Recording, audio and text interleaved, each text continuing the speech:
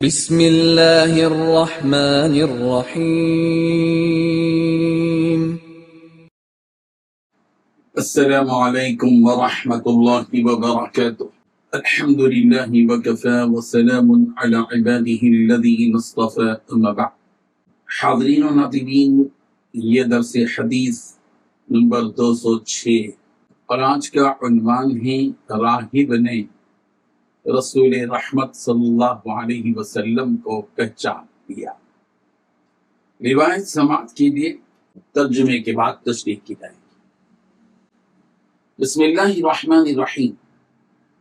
عن ابی موسیٰ رضی اللہ عنہ قال خرج ابو طالب الى الشام وخرج معه النبي صلى الله عليه وسلم في اشياخ من قريش، فلما اشرفوا على الراهب هبطوا فحلوا رحالهم، فخرج اليهم الراهب وكانوا قبل ذلك يمرون به فلا يخرج اليهم، قال وهم يحلون رحالهم فجعل يتخللهم الراهب حتى جاء فأخذ بيد رسول الله صلى الله عليه وسلم قال هذا سيد العالمين، هذا رسول رب العالمين، يبعثه الله رحمة للعالمين. فقال له أشياخ من قريش ما علمك؟ فقال إنكم حين أشرفتم من العقبة لم يبق شجر ولا حجر إلا خر ساجدا، ولا يسجدان إلا لنبي، وإني أعرفه بخاتم النبوة أسفل من غضروف كتفه مثل التفاح. ثم رجع فصنع لهم طعاما، فلما أتاهم به وكان هو في رعية الإبل فقال أرسلوا إليه، فأقبل وعليه غمامة تظله، فلما دنا من القوم وجدهم قد سبقوه إلى فيء الشجرة، فلما جلس مال فيء الشجرة عليه فقال انظروا إلى فيء الشجرة مال عليه، فقال أنشدكم بالله أيكم ولي؟ قالوا أبو طالب، فلم يزل يناشده حتى رده أبو طالب، وبعث معه أبو بكر بلالا وزبده الراحب من الكعك والزيت، رواه الترمذی۔ حضرت ابو موسیٰ رضی اللہ عنہ بیان کرتے ہیں ابو طالب رسول رحمت صلی اللہ علیہ وسلم کے ساتھ قریش کے اکابرین کے ساتھ ملک شام کے لیے روانہ ہوئے۔ جب وہ راہب کے پاس پہنچے تو انہوں نے اس کے ہاں پڑاؤ ڈال کر اپنی سواریوں کے کجاوے کھول دیے۔ اتنے میں راہب ان کے پاس آیا۔ وہ اس سے پہلے بھی یہاں سے گزرا کرتے تھے لیکن وہ ان کے پاس نہیں آتا تھا۔ راوی بیان کرتے ہیں وہ اپنی سواریوں کے کجاوے اتار رہے تھے تو راہب ان کے درمیان کسی کو تلاش کرتا پھر رہا تھا، حتیٰ کہ وہ رسول اللہ صلی اللہ علیہ وسلم تک پہنچ گیا۔ اس نے آپ علیہ الصلوۃ والتسلیم کا دست مبارک پکڑ کر کہا یہ سید العالمین ہے، یہ رب العالمین کے رسول ہیں، اللہ تعالیٰ انہیں رحمت للعالمین بنا کر مبعوث فرمائے گا۔ اس پر اکابرین قریش نے پوچھا تمہارے علم کی بنیاد کیا ہے؟ اس نے کہا جب تم گھاٹی پر چڑھے تو ہر شجر و حجر آپ صلی اللہ علیہ وسلم کے سامنے جھک گیا، اور وہ صرف کسی نبی کی خاطر ہی جھکتے ہیں، اور میں مہر نبوت سے بھی انہیں پہچانتا ہوں جو ان کے شانے کی ہڈی کے نیچے سیب کی مانند ہے۔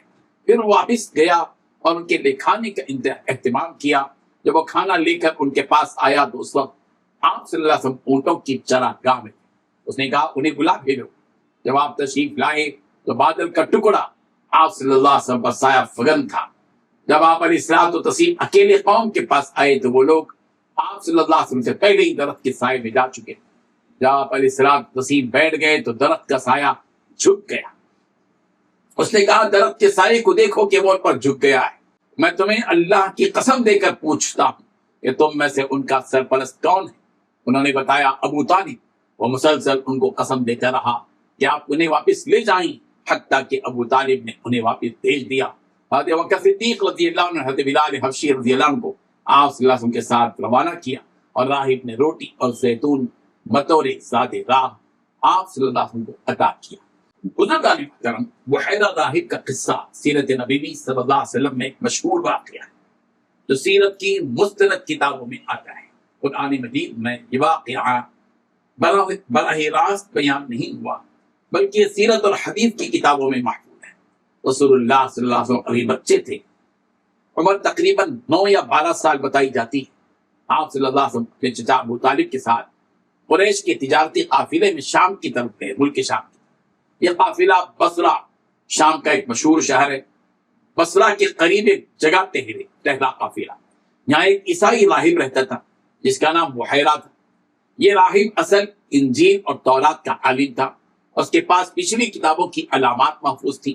جب اس نے دیکھا کہ قریش کا قافلہ آ رہا ہے تو اس نے معمول سے ہٹ کر سب کو اپنے مہمان خانے میں دعوت دی۔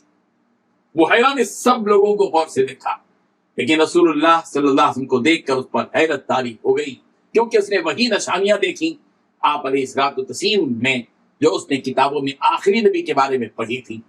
آپ صلی اللہ علیہ وسلم کی پشت پر مہر نبوت، اور پھر بادل کا سایہ کرنا، اور درختوں اور پتھروں کا آپ کو سلام کرنا۔ بحیرہ نے آپ صلی اللہ علیہ وسلم کے چچا ابو طالب سے پوچھا کہ یہ بچہ کون ہے؟ ابو طالب نے کہا کہ میرا بیٹا ہے۔ بحیرہ نے کہا نہیں، اس کا باپ زندہ نہیں ہو سکتا۔ ابو طالب نے بتایا کہ یہ میرا بھتیجا ہے، میں اس کا سرپرست ہوں، کیونکہ اس کے والد فوت ہو چکے ہیں۔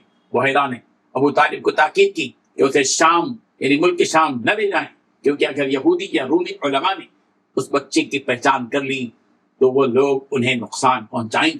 چنانچہ ابو طالب نے واپس مکہ لوٹنے کا فیصلہ کیا۔ یہ قصہ ابن ہشام کی سیرت میں بھی ہے، ابن سعد کی طبقات میں بھی ہے، دلائل النبوہ بیہقی وغیرہ میں بھی موجود ہے۔ اس حدیث کے ذریعے رسول رحمت صلی اللہ علیہ وسلم کی نبوت کے آثار، اس کی علامتوں کا اظہار پوری وضاحت کے ساتھ ہوتا ہے، اور ہم نے یہاں یہ حدیث اس لیے ذکر کی ہے کہ نبوت سے متعلق اہم اور بنیادی باتیں سامنے آ جائیں، اور یہ سلسلہ چل رہا ہے۔ بحیرہ راہب نے محسوس کیا کہ ملک شام کے اس گھاٹی پر جہاں رسول رحمت صلی اللہ علیہ وسلم چل رہے ہیں، اور وہاں کا ہر درخت اور ہر پتھر آپ علیہ السلام کے سامنے جھک رہا ہے، اور بحیرہ راہب کو اس بات کا علم تھا کہ درختوں کا اس طرح کسی کے سامنے جھکنا اس شخصیت کے نبی ہونے کی علامت ہے۔ بحیرہ راہب نے رسول رحمت صلی اللہ علیہ وسلم کے کندھوں کے درمیان مہر نبوت کو بھی دیکھ لیا تھا، جس سے آپ علیہ السلام کے آخری نبی ہونے کا اظہار ہوتا ہے، اور وہ مہر نبوت سیب کے مانند ابھری ہوئی تھی۔ اور بحیرہ راہب نے یہ بھی دیکھا کہ جب رسول رحمت صلی اللہ علیہ وسلم تشریف لا رہے تھے تو آپ علیہ السلام پر بادل سایہ کر رہا تھا، اور درخت کا جو سایہ پہلے سے موجود افراد پر پڑ رہا تھا وہ رسول رحمت صلی اللہ علیہ وسلم کی طرف جھک گیا، اور آپ علیہ السلام کو وہ سایہ ڈھانپ لیا۔ اس راہب نے دیکھا کہ دیکھو یہ درخت بھی انہیں پہچانتا ہے۔ اللہ تبارک و تعالی ان حدیث کو سمجھنے کی توفیق عطا فرمائے، آمین۔ وآخر دعوانا ان الحمد للہ رب العالمین۔